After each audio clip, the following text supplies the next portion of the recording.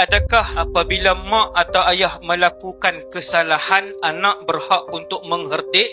Tetap berdosa, tak boleh. Sekalipun mak dan ayah tu buat salah, anak tak boleh jerkah mak dan ayah dia.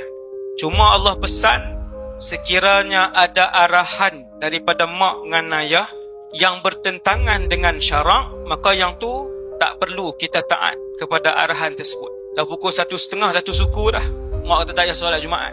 Maka ketika itu tetap wajib bercakap dengan baik kepada mak kita. Walaupun yang dia suruh itu adalah dosa besar, tetap wajib bercakap dengan suara yang baik, rendahkan suara, guna bahasa yang baik dan buat teguran kepada ibu kita. Itulah mak dengan ayah kita. Ada orang Allah uji dapat mak dengan ayah tak elok. Ada orang tuan dapat ayah kaki tunggang Arab. Dia dapat ibu yang tak solat, yang berzina dengan lelaki lain. Ni yang mai tanya soalan kadang dengan saya, tuan.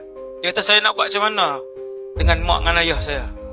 Macam mana saya nak sayang mak dengan ayah macam ni? Dia kata, ustaz. Saya kata, tetap wajib berbakti kepada mereka. Tapi macam yang saya sebut tadi, la ta'ata li makhluqin fi ma'siyatil khaliq. Tak perlu mentaati ibu dan ayah sekiranya mereka mengeluarkan arahan yang melanggar arahan Allah Subhanahu Wa Taala.